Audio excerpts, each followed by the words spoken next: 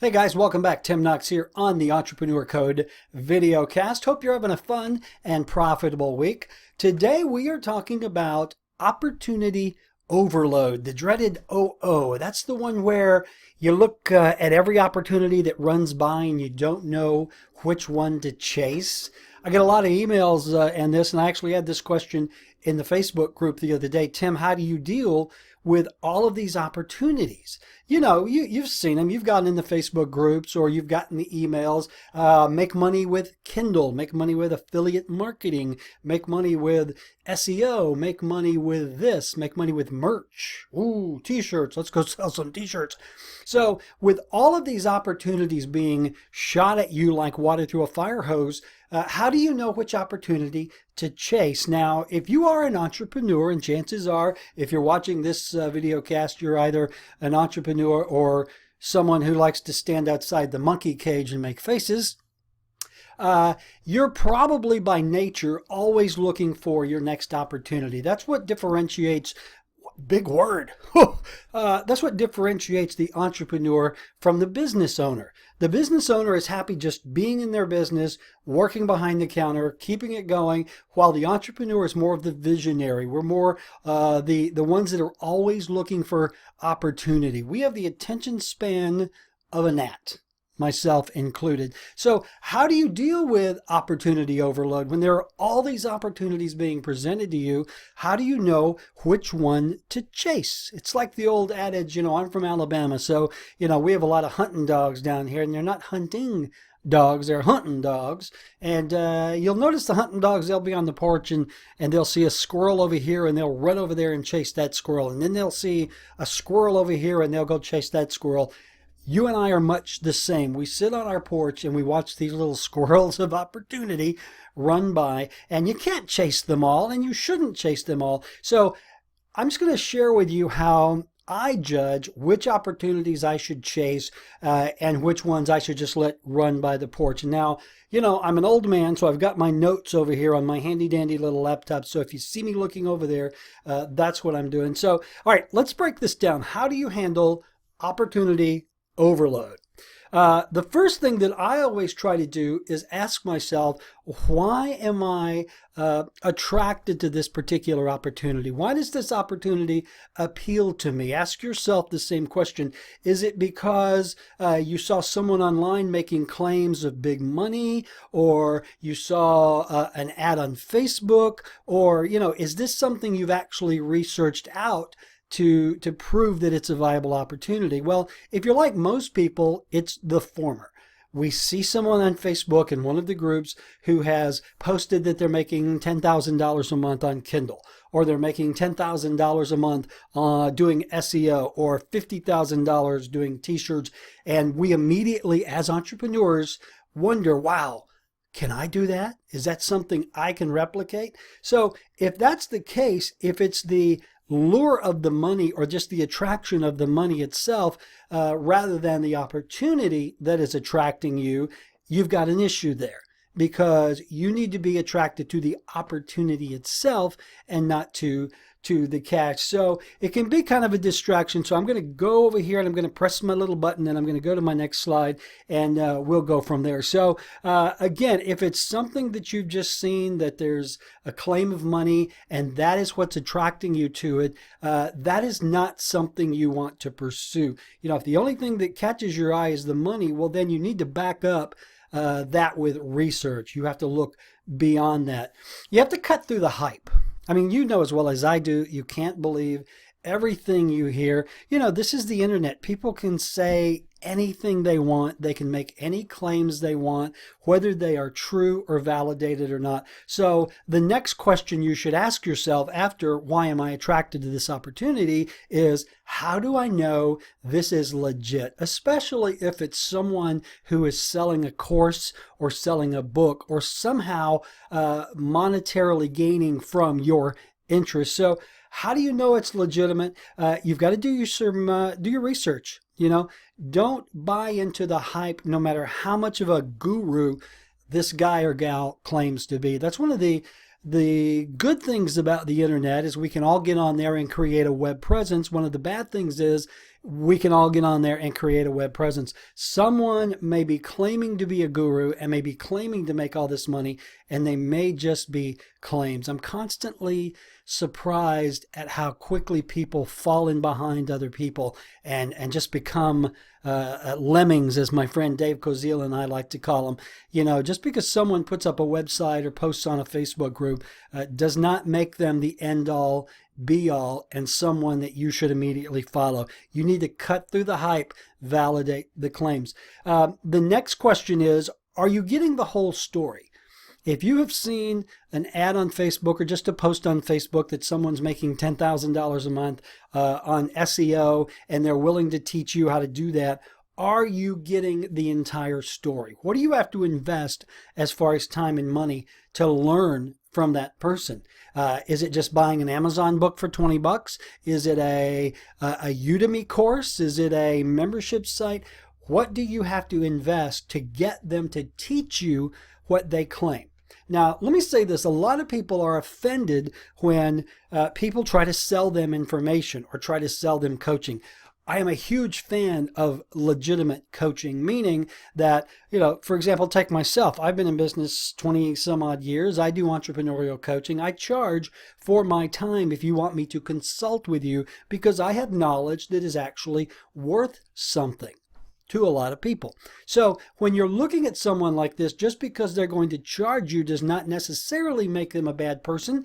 It means that they have something of value and are willing to share it for a price. It's up to you as the buyer to validate those claims, justify that price. So find out what else is required. How much time do you have to put into this? If you're going to start a business selling, romance fiction on Kindle, or you're going to do affiliate marketing, or you're going to do mini sites, what is required other than an initial investment? How much time do you have to put in? How much money do you have to put in? What are really the odds of the long game working out on this business? Is this something that will pay you back dividends for a long time to come if you invest the time and money now? Also, are they giving you enough information just to get you hooked so they can get you in the door and then upsell you? I see this a lot. Someone will charge, $27 or $67 or $2,000 for an opportunity for you to buy in. And once you're in, you get just enough information to validate those claims, but you don't get the real meat and potatoes. You just get like the side salad and maybe a roll with, that hard butter. You want the meat and potatoes. So if you are looking at an opportunity, if someone's selling an opportunity, what is really required? And are you getting the entire story? And once you get in, are they going to start hammering you with offers on the other side? Nothing pisses me off more than to pay for something and then get hammered, or emails 5 or 6 times a day. To me, it's shysterism. Another big word. Look it up. I think that's a word. Here's another thing to ask yourself. What makes you think that you can do this? What makes you think that you can execute? If someone says they're making $10,000 a month doing affiliate marketing, what makes you think you can do it?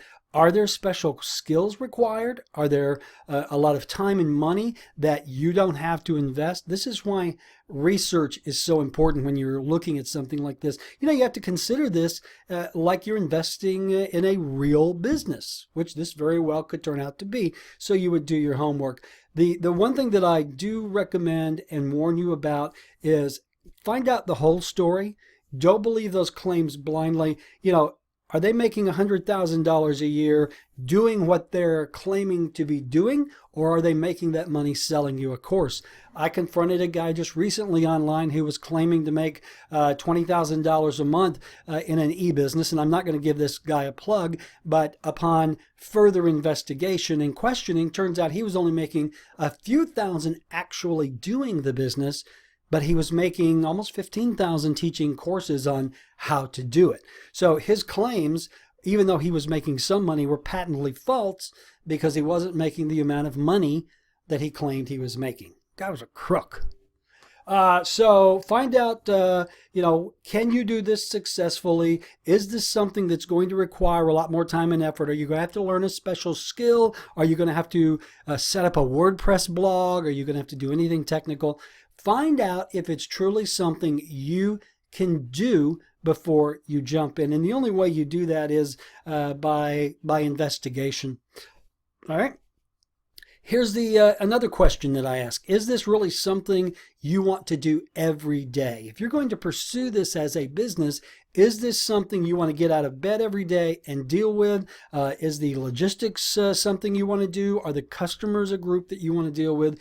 Is it really something you want to do? If I told you, okay, you have to get out of bed every day for the next 3 years and do this business 8 hours a day, is it really something that you would be interested in pursuing? Or are you looking for the fast buck? Nothing wrong with looking for the fast buck. Also believe in unicorns and leprechauns, whatever makes you happy. The bottom line on this and any business opportunity is there's no such thing as a quick buck. There's no such thing as a fast return on investment. I had a young man message me on Facebook earlier today, 18 years old. He has $500 and he was asking me how to invest that. And I didn't have a whole lot of details other than the question, but my reply was, if it depends on the rate of return. That's what you base an investment decision on. If you're looking for something that you can do for the long term, put that $500 into Apple stock and keep it till you're 65. If you're looking for something to invest in that will give you a quick buck, you'd be better to put that money in your education. Buy some books, put it in your scholarship fund, whatever, because there really is no such thing as a get-rich-quick scheme. And if you do happen upon it, it's a scheme. It's not something that's going to be long-lasting. Let's see. Let me move down here.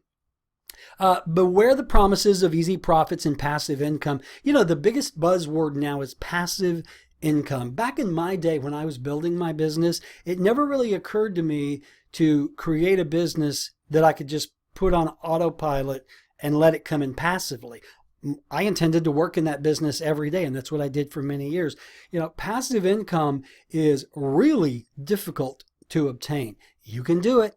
I'm sure, Pat Flynn is someone who I think does it legitimately, but I think he will tell you to get to a passive income stage, you have to put in a lot of active time and energy.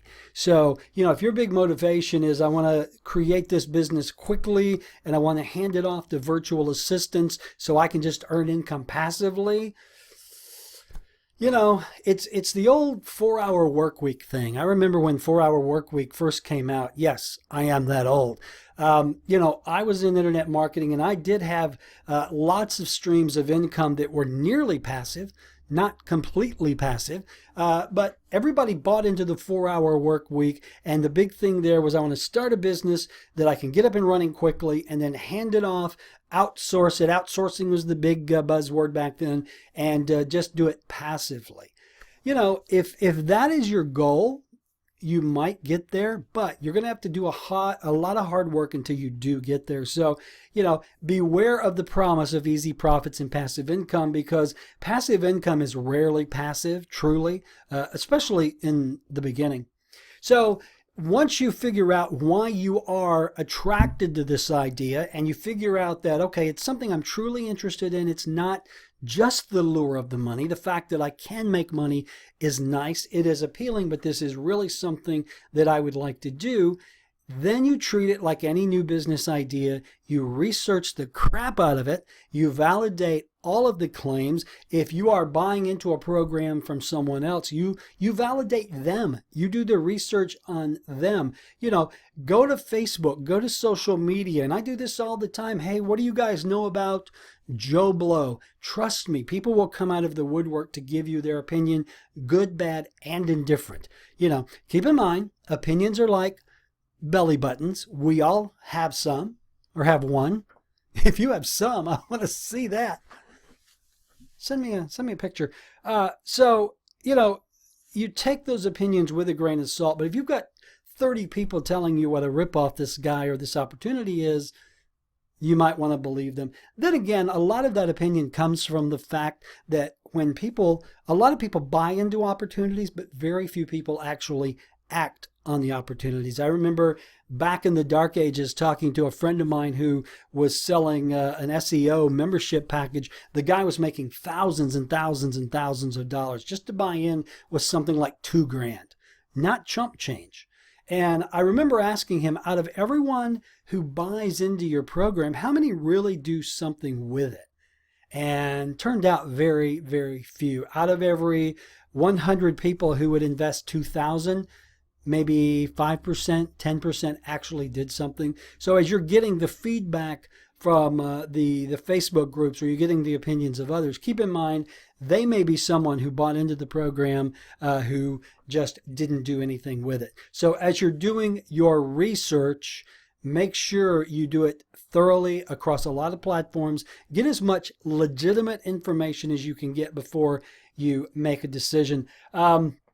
Validate their claims. You can also check out ripoffreport.com, which is a website that a lot of people get on and just bitch about, but you can find some legitimate gripes over there. And here's the final big question. Do you really need them, or is this something you can do yourself?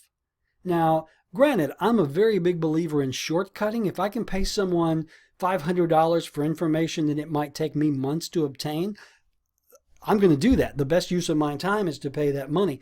But if it's a business that you can do on your own, or you can go out and get free information on, certainly consider that before you invest. You know, YouTube is a wonderful, wonderful platform where you can find information on just about anything. YouTube is now the second most active search engine, and that is because all of the content is here. So get on YouTube. If you're interested in doing Kindle publishing or affiliate marketing or SEO or whatever, go to YouTube, type it in. You're going to find a ton of videos. So can you educate yourself to do what they are wanting to charge you money to do? Other things to think about, you know, after you confirm the viability of the business, is how crowded is that market? This is one thing when I do entrepreneurial coaching and my students come with a business idea, you know, one of the first things I always ask is, who's doing this? How much of the market do they own? How much volume do they have? And what do you have to do to compete? So if you're looking at, doing merch t-shirts, how many other people are doing it? Well, obviously a lot, because Amazon is now limiting the number of shirts you can have, and they're actually limiting the number of vendors. But is there room for you in this crowded market? What else is required again as far as time and money goes? And here's a big one. Is this a long-term business opportunity, or is it just a flash in the pan? Is it a fad? Is it a trend? Is it something that you're going to make money off of for a little while and then things change and it goes away? Or is this something you can build a sustainable, viable, long-term business on?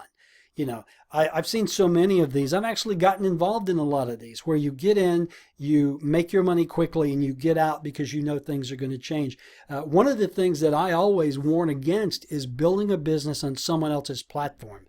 I saw this personally on Amazon. I had a thriving Kindle business that was shut down one day because Amazon just decided they wanted to shut it down. And that's a whole nother long story that we won't go into, because ultimately it makes me cry. So the issue there was I was building a business on the Amazon platform. You see this a lot in eBay as well. People will spend a lot of time and money building an eBay business, and then on some whim, eBay will change the rules. The store's shut. Too bad. C'est la vie. So, make sure that if this is something you're going to do and you're going to do it on someone else's platform, make sure it is a platform that you at least have some control over. When you sell on Amazon, you have no control at all. Same way with Kindle. Now, a lot of people are going to Shopify. I'm starting to hear some claims there as well that, you violate some unknown rule and your store gets shut down. So just be wary of that. So, that's basically it. You find out, ask yourself, why am I attracted to this opportunity? What do I know about the opportunity? Am I really cut out to do this? Is this something that I would want to get up and do on a daily basis? What's going to be the added cost of time and money? And is this really something I should do myself? Or should I buy into someone's program? The big takeaway here is just take your time. Pump the brakes. You don't have to jump on every opportunity that comes along, and focus.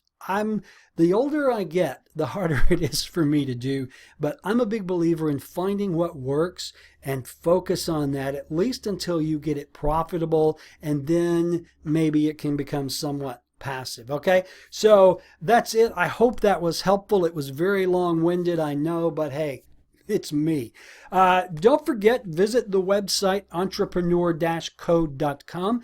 While you are there, you're going to find a lot of videos. You're going to find a lot of articles on small business that hopefully will be helpful to you. You can also download the book, The 5 Questions Every Entrepreneur Should Ask Before Starting a Small Business. It's a 20-page report, yours for free. Just pop your email in there and download it, all yours. Have yourself a good time. Also, don't forget, I am on social media, Facebook, Twitter, LinkedIn, Pinterest, Match.com, but don't tell my wife. Just look for Tim Knox or Entrepreneur Code. I'm kidding. Also, if you have questions about small business, e-business, anything entrepreneurial or related, I didn't stutter there. That was the video. You can email tim@timknox.com. Be happy to answer any questions you might have. And finally, make sure you subscribe to this YouTube channel. There's a button down there somewhere. I do videos a couple of times a week. And as I always say, God forbid you miss this train wreck. All right, that's it. Go out there, get your opportunity overload, and have a great day. I'll see you next time. That's it. You can go.